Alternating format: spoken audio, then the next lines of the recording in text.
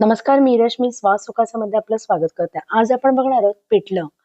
भाकरीसोबत खाल्लं जाणारं बेसनच्या पिठाचं पिठलं कसं करायचं ते आज आपण पाहणार आहोत. चला तर मित्र-मैत्रिणींनो, यासाठी लागणारं साहित्य काय काय आहे ते आपण पाहूयात. इथे मी बेसनचं पीठ घेतलेलं 2 मोठ्या वाट्या मी बेसनचं पीठ घेतलेलं आहे. त्यानंतर आपण इथे तेल घेतलेलं आहे. एक साधारण मी 3 चमचे तेल घेतलेलं आहे. अर्धा चमचा राई, 1 चमचा जिरं, अर्धा चमचा हळद घेतलेली आहे. नंतर इथे मी जो ठेचा आपण मागच्या व्हिडिओमध्ये बघितला होता, तो मी इथे मिरचीचा ठेचा घेतलेला आहे. तो जर तयार असेल तर तो घ्यावा, नाहीतर नसेल तरी सुद्धा तुम्ही मिरच्या घातलात तरीही चालेल. पण भाकरी, पिठलं आणि ठेचा एक मस्त कॉम्बिनेशन लागल्या कारणाने मी त्या ठेचा सुद्धा जो तयार होता तो घेतलेला आहे. नंतर इथे कोथिंबीर घेतलेली आहे. आपण बघाल मी कोथिंबीर, कढीपत्त्याची पानं पण घेतलेली आहेत. थोडीशी मिरची घेतलेली आहे. नंतर आपण इथे बारीक चिरलेला कांदा घेतलाय. 2 मोठे कांदे मी बारीक चिरून घेतलेले आहेत आणि चवीपुरती मीठ घेतलेलं आहे. सुरुवातीला आपण जे बेसनचे पीठ आहे याच्यामध्ये पाणी घालून ते थोडेसे घट्ट असं मिश्रण करून घेणार. जसं आपण भजीला करतो, बटाट्याची भजी करण्यासाठी जसं आपलं जेवढा जाडसर आपण ते पीठ भिजवतो त्याप्रमाणे आपण हे पीठ भिजवून घ्यायचंय. पाणी आपण एकदम न घालता थोडं थोडं करून घालणार आहोत. साधारण आपल्याला 1.5 पट पर्यंत पाणी याला लागेल.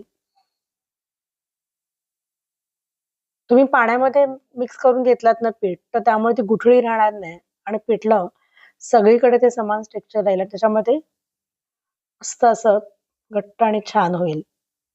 इथे तेल घालून घेते. तेल मी इथे 3 मोठे चमचे तेल घातलेले आहे. तेल गरम झालं त्यामध्ये आपण राई जिरे घालून घेणार आहोत. राई जिरे आपलं तडतडलं की आपण त्याच्यामध्ये कढीपत्ता आणि थोडीशी मी 2 हिरव्या मिरच्या बारीक चिरून घेतलेल्या आहेत, त्या घातलेल्या आहेत. इथे मी ठेचा वापरणार, ठेचा तिखट केला असल्या कारणाने मी इथे मिरचीचं प्रमाण थोडंच ठेवलेलं आहे. तुम्ही जर ठेचा नसेल वापरणार तर तुम्ही मिरचीचं प्रमाण इथे वाढवू शकता. नंतर मी कांदा घालून घेतलेला आहे. मिरची यासाठी की तुम्ही आपण इथे पिवळ्या रंगाचंच पिठलं करणार आहोत. झुणका आपण बघितला होता आपण मागील व्हिडिओमध्ये, त्यामध्ये आपण मसाल्याचा वापर केलेला. इथे आपण म्हणून मिरचीचा वापर करायचा आहे. इथे माझ्याकडे ठेचा रेडी आहे. तो मी इथे मोठा चमचा एक घालून घेतलेला आहे. जर तुमच्याकडे ठेचा नसेल तर त्याच्यासोबत थोडासा लसूण सुद्धा ठेचून घाला. आपल्या ठेच्यामध्ये लसूण आहे त्यामुळे आपण इथे फक्त मिरची, कांदा आणि कढीपत्ताच घातलेला आहे. ठेचा आपण मस्त तेलावर परतून घेऊया. आपला कांदा सुद्धा परतून झालेला आहे. ठेचा घालून घेतलेलं जे पिठलं आहे ना, ते चवीला आणखीन स्वादिष्ट लागतं.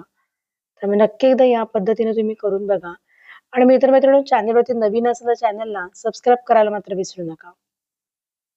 आणि बेल आयकॉनवरती सुद्धा टिक करा. आता मी इथे हळद घातलेली आहे अर्धा चमचा.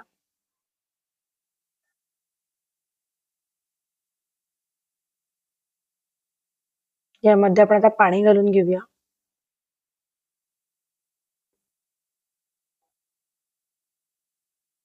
आता चवीपुरती मीठ घालणार आहोत आपण. पिठलं हे पातळच असतं त्यामुळे पाण्याचं प्रमाण इथे आपण जास्त घेतलेलं आहे. या पाण्याला उकळी आली की नंतर आपण त्यामध्ये बेसनचं जे पीठ भिजवलेलं आहे ते घालणार आहोत. इथे बघाल हे पीठ आपलं किती पातळ आहे. अगदी साधारण 2-3 मिनिटांमध्येच हे पीठ अगदी घट्ट व्हायला लागतं. आपण ते पीठ भिजवून तेवढाच भांड्याचं पाणी आपण या कढईमध्ये घेतलं होतं. इथे बघाल आपण त्याचा घट्टपणा आता कसा लगेच झालेला आहे तो. तुम्ही सततच काविलता किंवा पळीच्या साह्याने हे पिठलं ढवळत राहा. पिठलं ढवळत यासाठी राहायचं की त्याची गुड्डी बनता कामा नये.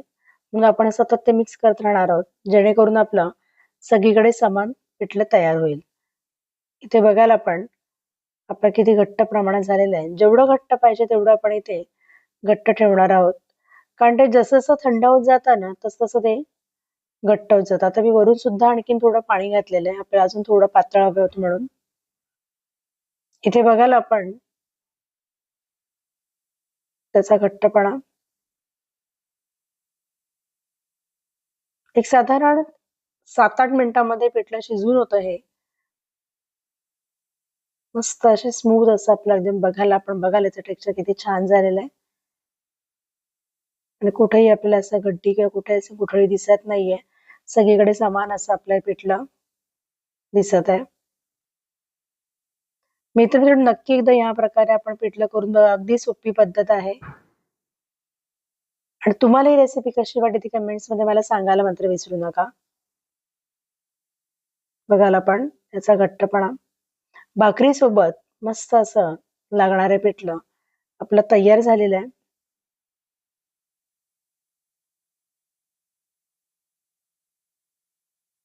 वरून थोडीशी आपण कोथिंबीर घालून घेणार आहोत आणि ज्वारी आणि नाचणीची आपल्याकडे भाकरी आहे त्याच्यासोबत आपण सर्व करणार आहोत. तुम्ही सुद्धा नक्की दही अशा प्रकारे करून पहा आणि तुम्हाला ही रेसिपी कशी वाटली ते मला कमेंट्स मध्ये सांगायला मात्र विसरू नका. रेसिपी आवडली असेल नक्कीच कमेंट्स करा, लाईक करा आणि तुम्ही तुमच्या मित्रमैत्रिणी नातेवाईकांकडे ही रेसिपी नक्की शेअर करा. आपण बघाल आपल्या पिठल्याचा घट्टपणा मस्त असं आपलं हे बेसनचं पिठलं तयार झालेलं आहे. धन्यवाद मित्रमैत्रिणींनो हा व्हिडिओ बघितल्याबद्दल.